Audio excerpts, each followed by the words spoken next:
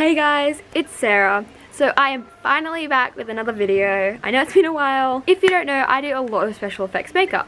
So I thought I would do a kind of beginner special effects kit. Okay, so the first thing that I started with, just really basic, is liquid latex. I just started out with these, and then as I got more into it, I got the bigger bottles.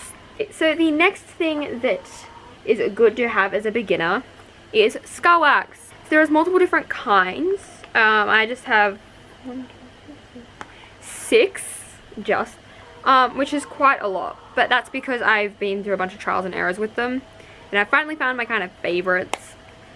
But yeah, so basically skull wax is another building tool that is good because you can use it if you have a latex allergy. I have Mayron's Sin Wax, Kryolan's FX Wax, Kryolan's Cine Wax, which I love, Ben Nye's Nose and Skull Wax, which again I love, need to get some more, Mayron Extra Flesh, which some people don't consider this a skull wax, but I do, but I don't use it much, so. And then Modeling Putty / wax. The next kind of kit essential for starting off is obviously blood. There's a lot of different kinds of blood, so they've got all kinds of ranging from like really thin to kind of thick to pretty thick to scabby. So there's a lot of different kinds. I've got 4. I have the Mayron Squirt Blood, I have the Mayron Stage Blood, I have the Mayron Coagulated Blood, which I love, and I have the Kryolan Wound Filler. They all do different things. The thinner ones are more for really drippy kind of effects, which is what I started out with, so this is great for beginners.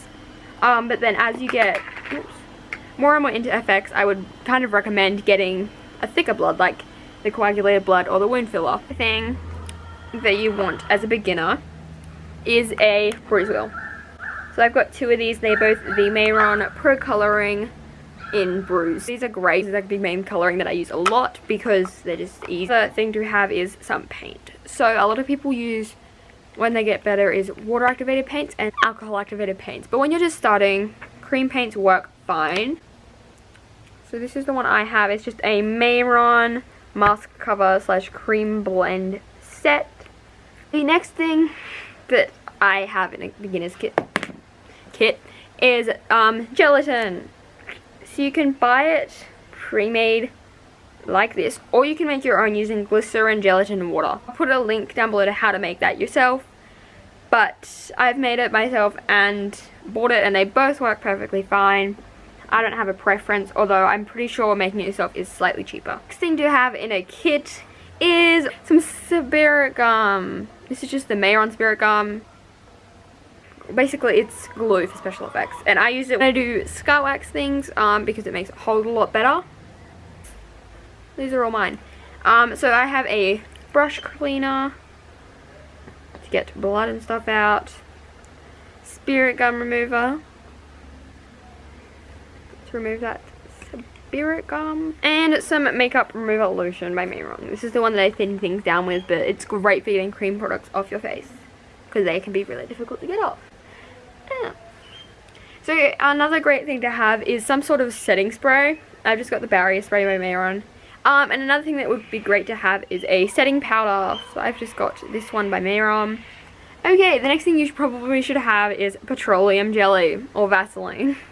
The next great thing to have is a glue stick. This is just this one that I found and stole for my brows. And I just use this to glue down my brows. They're the kind of main essentials to have, but some other great things to have. Collodion. And this is just making scars, and I found there's no other way to really replicate it, so you kind of got to have it. And they're the only other bottles in here that like matter. These are just tooth effects, and this is another spirit gum. Because tooth effects, they're not essential to have when you start, so not in this list, but they are a good extra.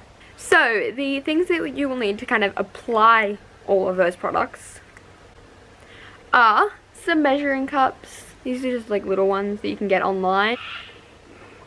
Makeup sponges. These are just like the little triangle ones that are really cheap and easy to find. And you use these for applying liquid latex, applying coloring, and blending stuff with your skin with your foundation.